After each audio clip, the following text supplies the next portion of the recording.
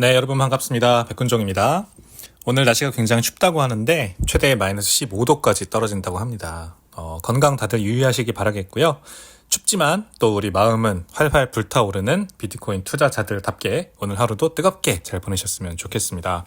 지난 간밤에 뉴욕에선요, 어떤 일이 있었는지 보도록 하겠습니다. 간밤에 주요 트윗 보겠습니다. 지난 밤에는요, 우선은 LA 사상 최악의 화재, 이거 얘기부터 해볼게요. 미국 LA의 가장 부촌이라고 할 수 있죠. 말리부, 그리고 팰리세이드, 이쪽에 큰 산불이 나서 이 산불이 이제 이 동네로 옮겨 붙은 거죠. 그래서 엄청난 화재가 발생해서 지금 이 뭐 거의 아포칼립스 영화를 보는 듯한 느낌이 드는 정도로 쑥대밭이 됐습니다. 이제 지금은 화재가 어느 정도 진압이 돼서 남은 잔재들만 지금 있는 상황인데, 이제 그래서 지금 외신 언론에 나오는 사진들이나 영상들을 보면은 그 과거에는 아주 깔끔한 해변도로, 그러니까 아주 비싼 맨션들이 질비해 있던 그 깔끔한 아주 멋진 해변도로가 완전히 다 타버려서 지금 이제 잔해만 남은 그런 상황들이 계속해서 뉴스에서 이제 영상으로 보도가 되더라고요. 너무 안타까운 일이고, 이 미국 내에서는 지금 왜 이렇게 정부가 늑장 대응을 부리냐, 이렇게 큰 산불이 미국 최대의 부촌이라고 할 수 있는 말리부에 발생했는데도 이렇게 늑장 대응을 하는데, 지금 만약에 다른 곳에 재난사고가 터지면 어떻게 되는 거냐, 이런 굉장히 비난적인 시선들이 많이 나오고 있다고 합니다. 아시다시피 바이든 행정부가 이 재난지원 관련된 예산을 삭감했잖아요.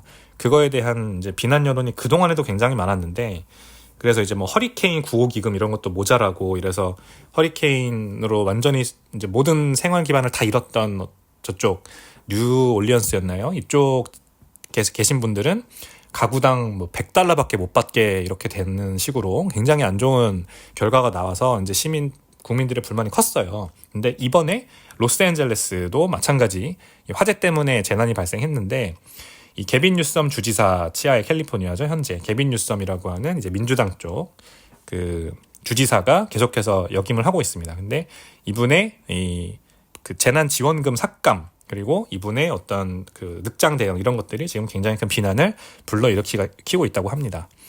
뭐 국민들의 반응이야 뭐 그렇다 치고, 아무튼 이 희생자들, 그리고 이 화재에 피해를 보신 미국 그 LA 거주하시는 분들의 빠른 회복과 그 다음에 이 안녕을 빌겠습니다.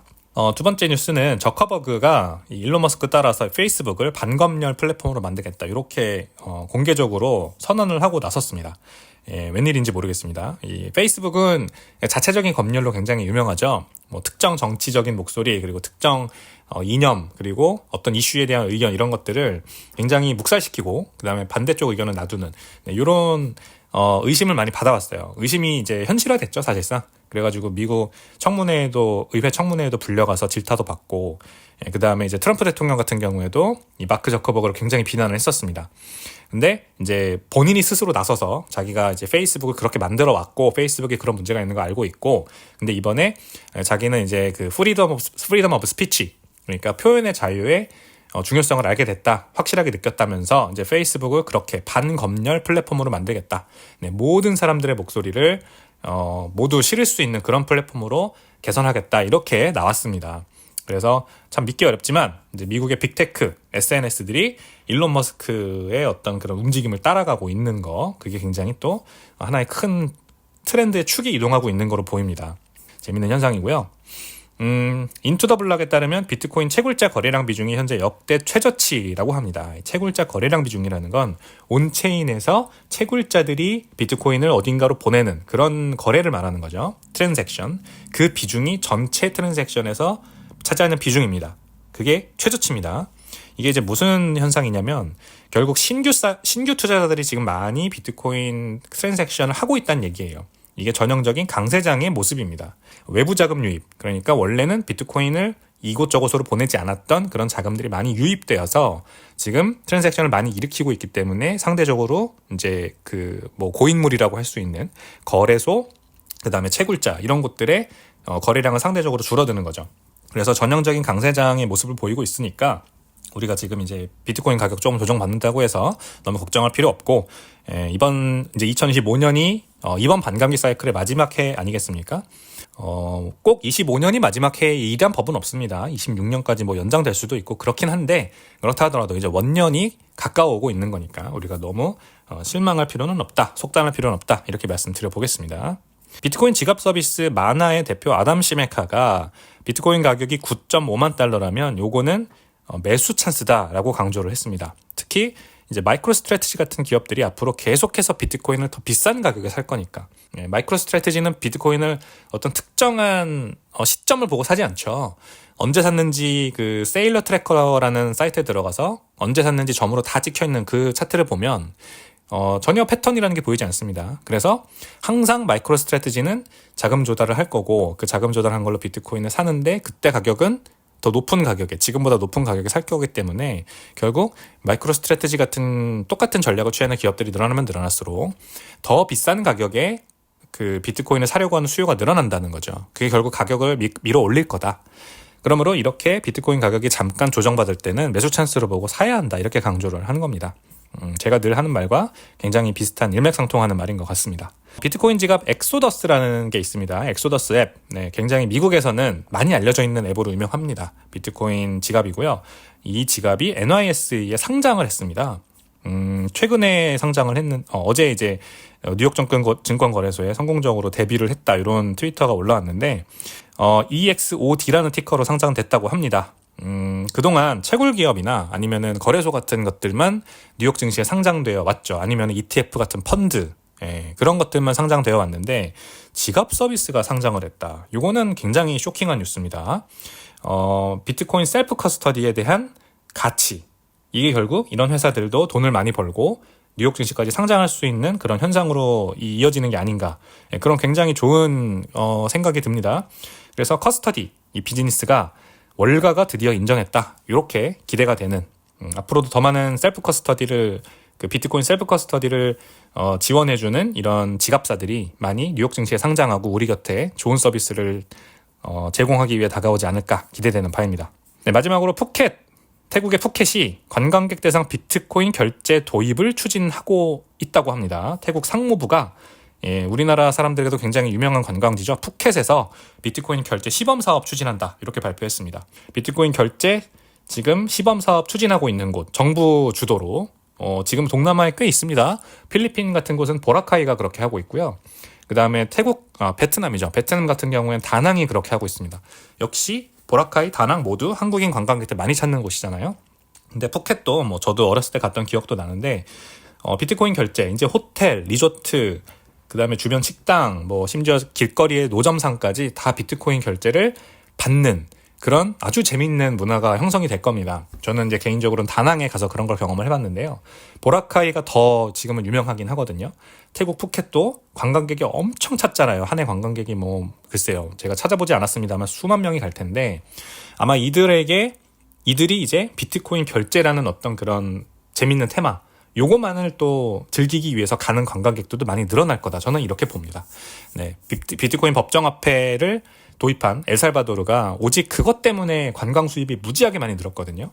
태국도 지금 그 효과를 보려고 하는 게 아닌가 생각이 듭니다. 일단 비트코인 가격은 10만 달러 돌파한 지 불과 횟수로 이틀 만에 9만 5천 달러 밑으로 급락했습니다. 지금은 조금 회복하고 있는 것 같긴 한데, 불과 24시간 만에 총 5.7% 하락을 했습니다. 그래서 이게 작년 12월 18일 이후 최대 낙폭이라고 하네요.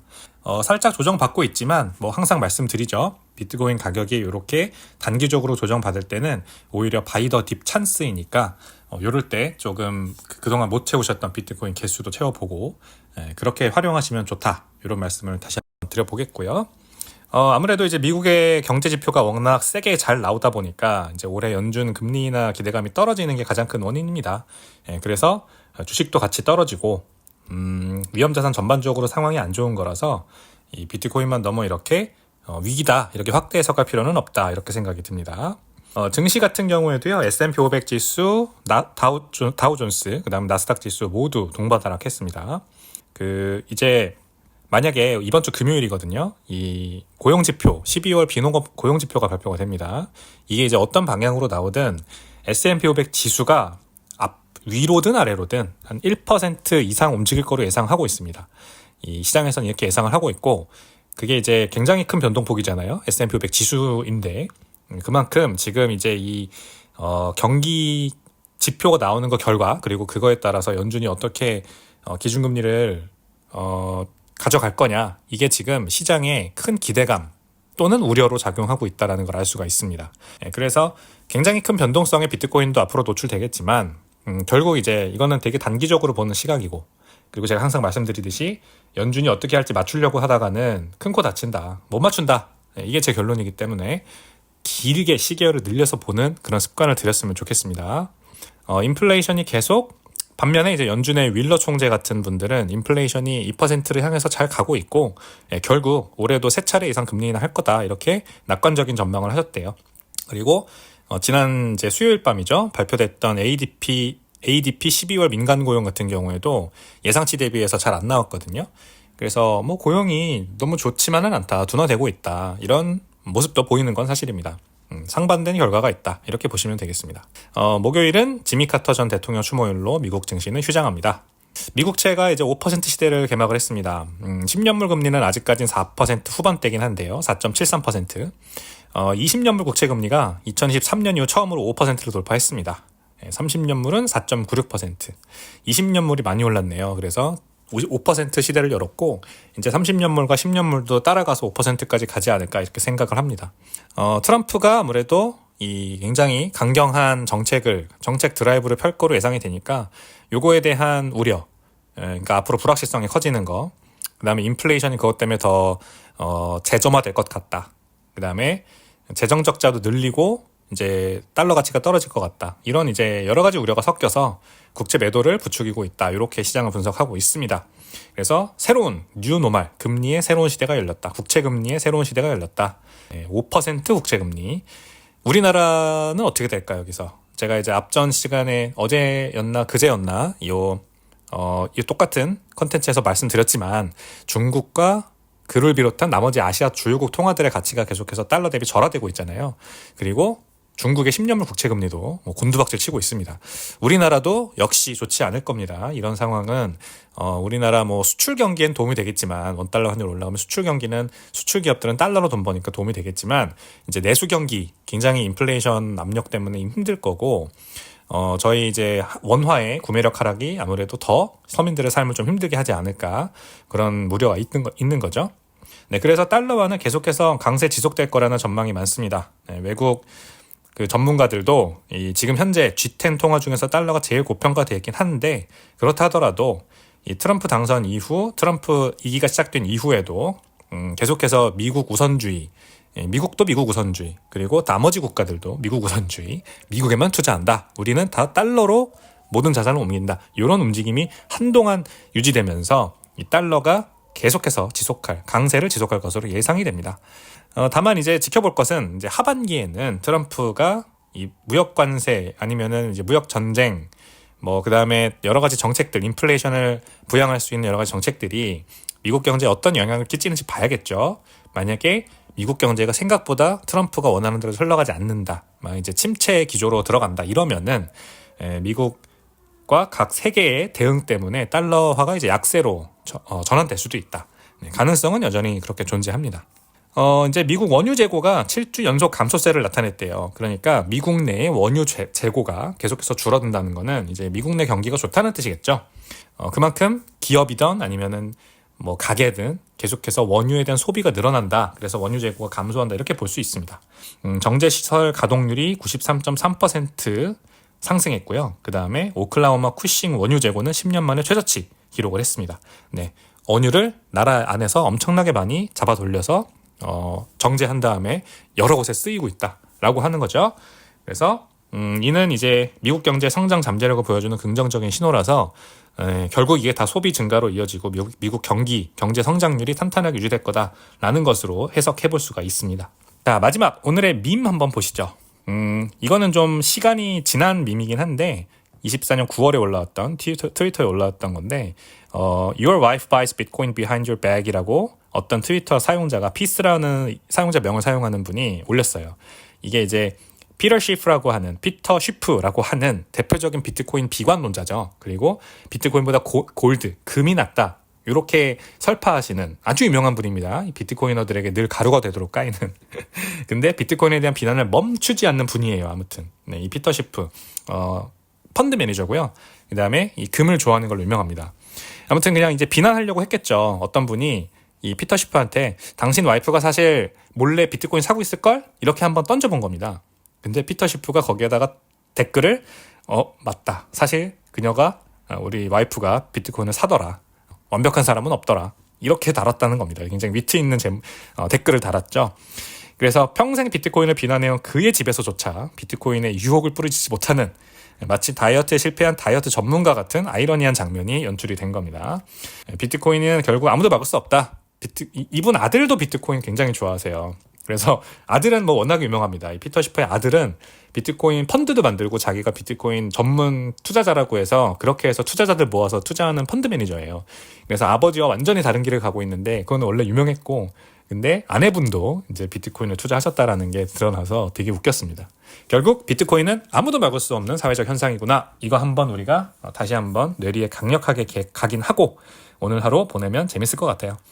네, 여러분 1월 9일입니다.